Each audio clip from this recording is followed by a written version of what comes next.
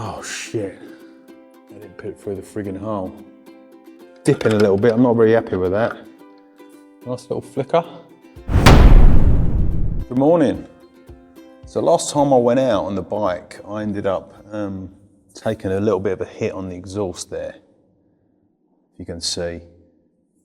Now, just from doing a bit of research, any major hits on the exhaust can end up bending your secondary frame.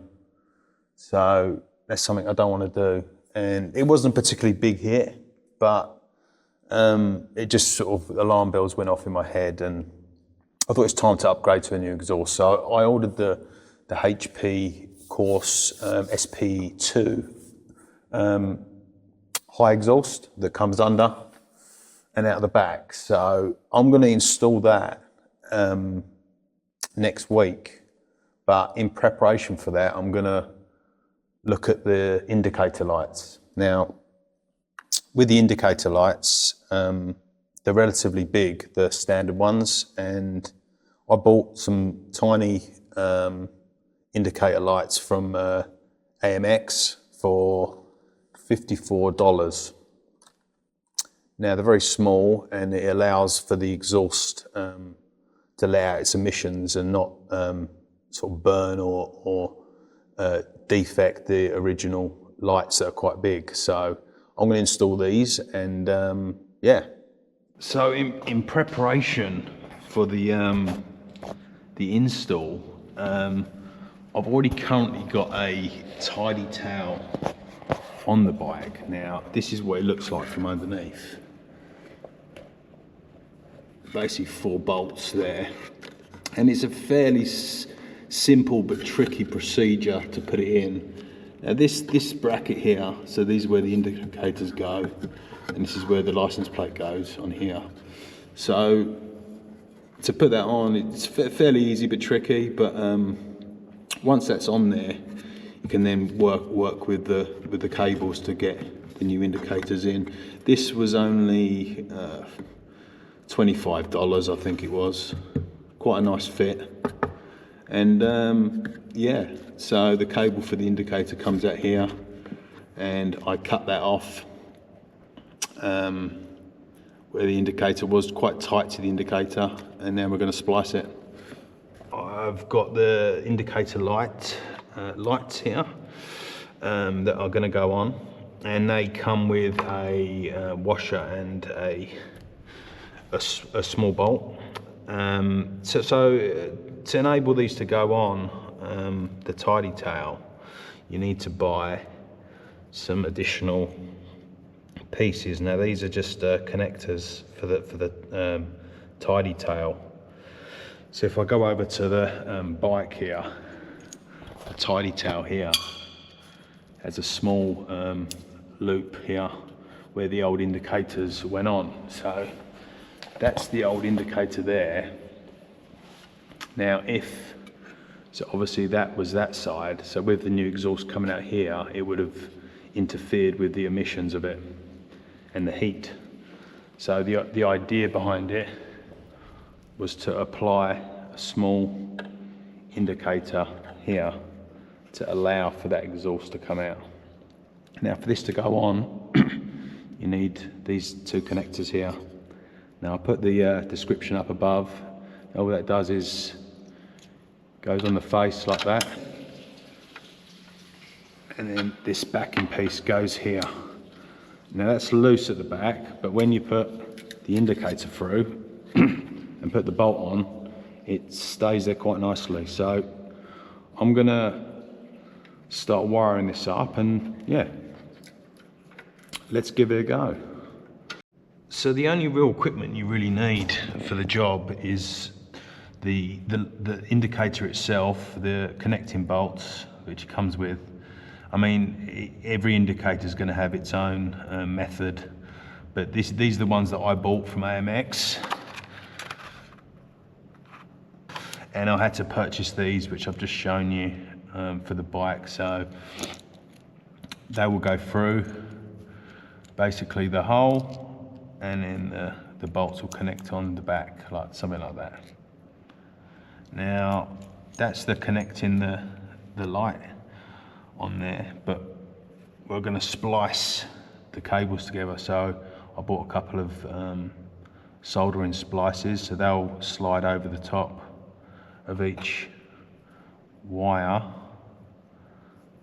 1 and 2, and then I will put some heat shrink wrap over the top of that, and then probably an additional big one here just to hold it all together. The first thing we want to do before we do anything is, when you've cut the cable to the indicator,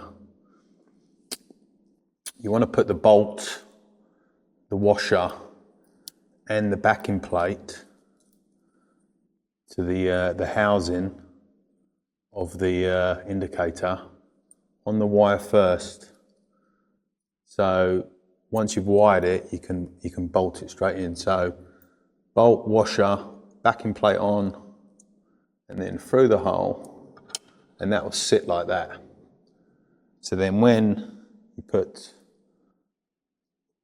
the indicator on here, you can just screw it straight into the bolt, and it's an easy installation. So that's the first thing to do. So I'm just going to put a little bit of tape here just to hold her on the line while I play around with the electrics, so she doesn't slide, you know. Get what I'm saying? Okay. In preparation for the wiring, I've got my indicator, I've got my backing piece that's going to slide into the insert. Okay, first I've got a big heat shrink on there for all wires, and then I've got 2 individual ones, a red and a black, and then I've got my soldering splices on each one. Okay, I've stripped back the wires here, going to give them a little turn, make them nice and straight, and then I'm going to put a little bend in it, like a hook, so I can hook on to the other wires, like so. 1 and 2. A few little twists, and then a little hook on there, alright? Slight little hook in there, like that, and then we're good to go. There we go. So, let's start with the black, alright? So we're going to hook the black together. Once that's hooked, you can then twist the cables around each other.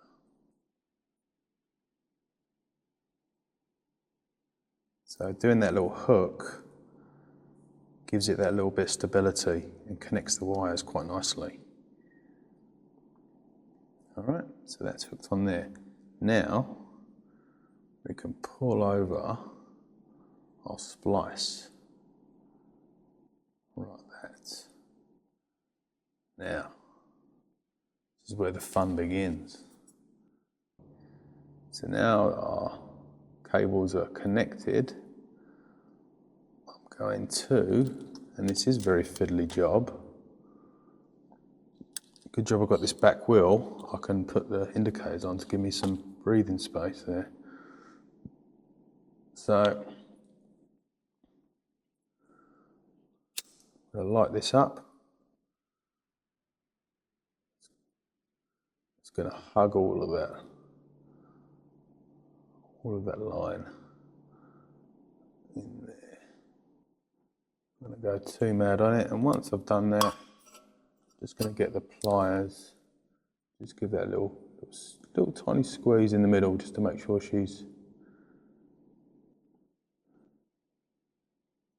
nice. While it's still a bit wet or still a bit warm, and now those cables aren't going to go anywhere. Alright, so that's that. Now we can slide over our secondary piece, like so. Now, haven't left myself much from here.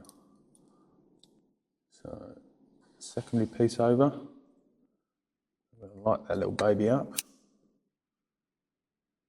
going to hug that wire.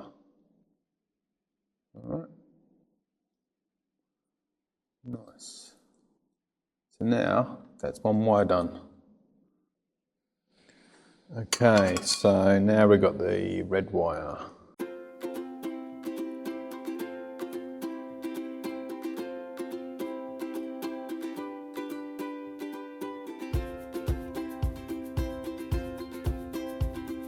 Okay, that's it. That's the wires connected. Now, so at the moment we've spliced the two cables together, and now I'm just going to feed that through. We'll feed that back through. So this is our cable, and that's where we're at. It's going to go in. So I'm going to slide this down, and the washers that we put on earlier. Sorry, it's very difficult to film this and do it at the same time, so you'll have to excuse me. Push the washer and then the nut. Okay, so we're getting there. Okay. So now that's on there. I just want to double check the outside of that to make sure that so that's where it's supposed to be. Just going to do it hand tight for now. So, next stage is got some Loctite, and I'm just going to apply that to a little bit of the thread before I do that bolt up. Oh, there you go, just put heaps on there now.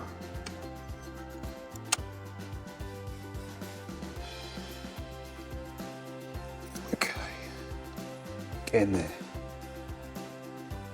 Let's double check that. It's facing the right way. Okay, gonna grab my adjustable spanner. Just gonna give that a little thanks for coming. Turn it a bit more. I'm just going to hold that in place. Just going to turn that. Okay. And that Loctite should be enough. And now, that's basically it. So that's pretty much installed there. Now all we've got to do is put some heat shrink around this to protect this. Now what I'm going to do is I'm probably going to put that on at the other end because there wasn't enough space to work on the cable here. So we've installed the indicator, and now it's time to put the heat shrink on, okay? So following the cable from where it goes in, so this is our indicator. I followed it right to here, and it comes to a little plug. So all we've got to do is pop that plug off, and now you can put some heat shrink or cable protector and slide it right the way along. So you can slide that right over, push that down, and then we've got a second one because that one doesn't quite cover the cable. So I'm just going to push that to now. I'm going to go back under the bike. I'm even going to pull that through there, look at that. So I'm going to pull that right over the cables. So here we are. We've got the heat shrink there, and I'm going to, so if I'm happy with the tightness of that, which I believe I am, I'm just going to give it one more little nudge, just to make sure. Now, pull the heat shrink up, And I'm going to pull it just over that bolt there. Because I want that to be fully protected.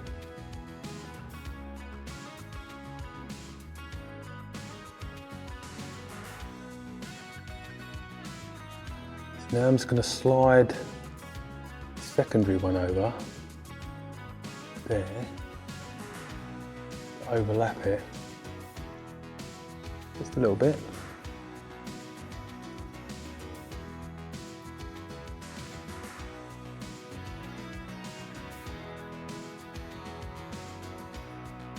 And then that just gives us a little bit of protection there on that, which is what I wanted. A few different reasons, probably damage, you know, weather. I'm gonna give it another little one.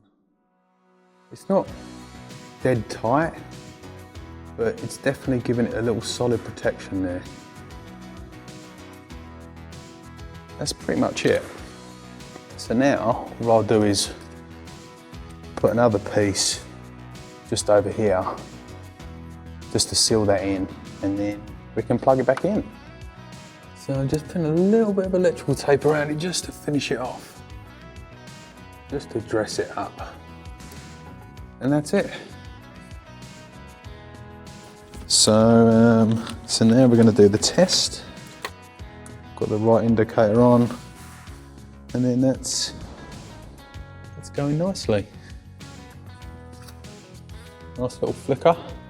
And now that allows enough space for the exhaust, which will come out around here, if I did my calculations correct, and it should be enough space for the indicator against the exhaust there. So that's the indicator on, and pretty happy with that, and I'd say that's a success mission. Quite a small little indicator, allowing enough space for the exhaust. Fully secured with a bit of Loctite on it. It's got one nut on the background, a little bit of tape just to hold that heat shrink in, just give it a bit more stability on the base there.